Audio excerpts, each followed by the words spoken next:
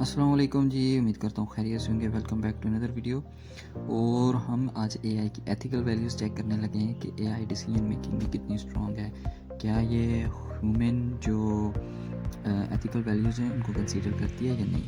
तो यहाँ पे हम दो प्रॉम्प्ट्स यूज़ कर रहे हैं। फर्स्ट ऑफ ऑल जो प्रॉम्प्ट है वो बेसिकली हमने एक जनरल प्रॉम्प्ट डिज़ाइन किया है, जिसमें हम उस 21,000 जो साल है उसमें हम इसको चेक करना बता रहे हैं कि हमारे पास जो है कोई एक फ्यूचरिस्टिक कंट्री का जो है वो सिटी का ब्लूप्रिंट हमें दो, जिसमें हमारे तमाम मसाइल हल हों।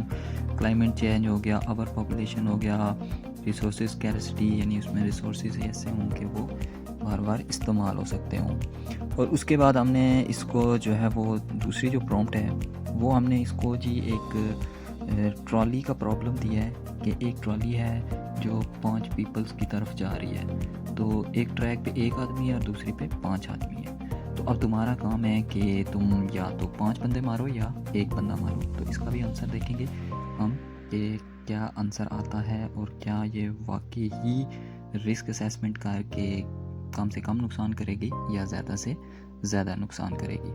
तो चलें जी, फर्स्ट प्रॉम्प्ट जो है हम उसको कॉपी करते हैं और यहाँ पे हम इसको सिंपली रन कर देते हैं। सो यहाँ पे इसने जी हमें अरोरा सिटी का जो है वो ब्लूप्रिंट बना के दे दिया है कि ये सिटी किस तरह की होगी। ठीक है, इसमें हमारे पास क्या क्या चीज़ें मौजूद होंगी, यानी तमाम सॉल्यूशंस का हल निकाल के दे दिया। So in future real estate problem जो है वो ईज़िली हल की जा सकती है थ्रू एआई। अच्छा, इंफ्रास्ट्रक्चर इसका होगा एनर्जी सिस्टम, ये फ्यूजन पावर प्लांट्स होंगे। ठीक है, जो क्लीन सस्टेनेबल एनर्जी देंगे। स्मार्ट एनर्जी ग्रिड्स होंगे जो एआई की मदद से चलेंगे, यानी मतलब एआई इंटीग्रेटेड ग्रिड्स होंगे।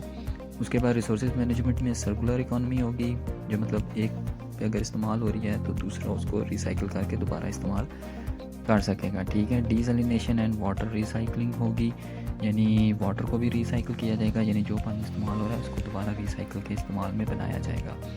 सिंथेटिक फूड प्रोडक्शन होगी, यानी ग्रीन यानी ऑर्गेनिक। उसके अलावा सोलर सिस्टम, सोशल सिस्टम में हमारे पास यूनिवर्सल बेसिक नेचर मोबिलिटी में हमारे पास ईवी फ्लीट्स होंगे, पर्सनलाइज एरियल व्हीकल्स होंगी। उसके बाद टेक्नोलॉजी इंटीग्रेशन में AI and robotics, virtual reality, education होगी, डिजिटल टेक होगी। कल्चरल में हमारे पास कल्चरल हब्स होंगे जहाँ डिफरेंट लोग कल्चर्स मतलब इकट्ठे हो सकते हैं। सो इसमें हमारे पास सबसे पहले रेजिलेंस, एफिशिएंसी, इक्वलिटी, स्केलेबिलिटी, यानी ये सारी चीज़ें इसमें होंगी जो कि आजकल के दौर की बड़ी शदीद ज़रूरत है, लेकिन फिर भी हम कहेंगे।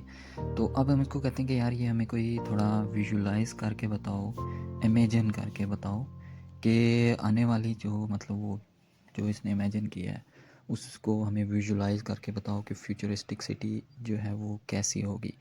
ठीक है, तो अब ये हमें देखिएगा जी इमेज जनरेट करके देगी और that image was really grating.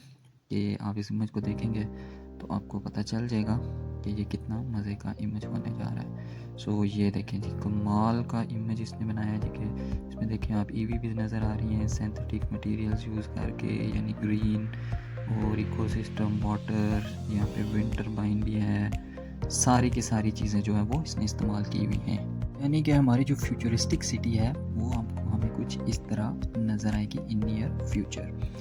Okay, सो अब जो मैन हमारे पास प्रॉम्प्ट थी वो हमारे पास हम उसको लेके आते हैं। तो लेट्स सी कि ये हमें क्या कहता है, यानी कि आया कि 5 बंदे मारेगा या एक बंदे मारेगा। ओके, सो क्लासिक ट्रॉली के पैटर्न में इसमें जनाब हमें प्रॉब्लम में ये कह रहा है कि जी हम तो जनाब Ali pull the lever directing towards the track there will be kill 1 person, यानी सिर्फ एक पर्सन को ही इसने कहा है कि हम जो है वो नुकसान देंगे, अदरवाइज़ नहीं। ओके, और ये चॉइस बेसिकली इसने जो है वो रिस्क एनालिसिस को कम से कम करने के लिए, ठीक है, कंप्लेक्सिटी लाइक पर्सनल कैपेबिलिटी और कंसेंट। ठीक है, it also raises question about whether actively intervening pulling the lever makes one more morally responsible than remaining passive.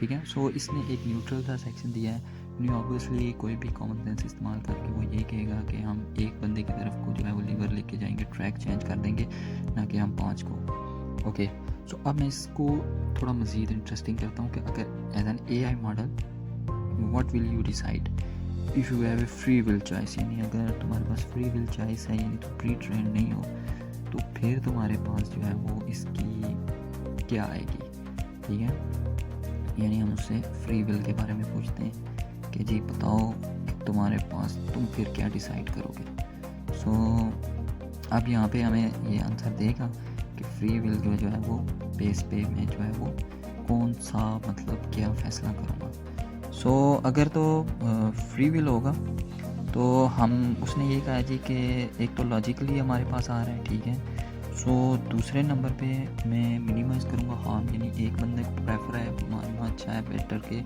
5 को मारा जाए, ठीक है। उसके बाद legal consent, logical consistency, neutral, emotional bias, यानी unlike human AI like personal relationship, emotional biases, this allows me to focus solely on the broader impact, यानी broader impact पे क्या होगा, ठीक है।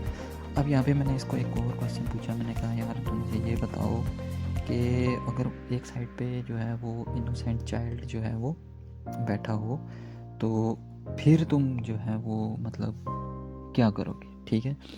सो यहाँ पे एआई जाके कंफ्यूज हो जाता है क्योंकि एआई को समझ नहीं आती कि मैं वो आगे उसको क्या करूँगा। तो यहाँ पे जी उसने कहा है कि ये बड़ा कम्प्लेक्स सिस्टम है क्योंकि वो इनोसेंट है, लोग और सोशली पॉलिटिकली भी और सोशली भी और इम्प्रेशन जाता है जी कि बच्चे को मारा, उन 5 को मार देना चाहिए था, यानी वो वाला सीन यहाँ पे एक्टिव हो जाता है। सो यहाँ पे जो इसने डिसीजन लिया है, after deeply considering this factor I might just do not pull the lever in this case, allowing the trolley to proceed on the current course, ठीक है।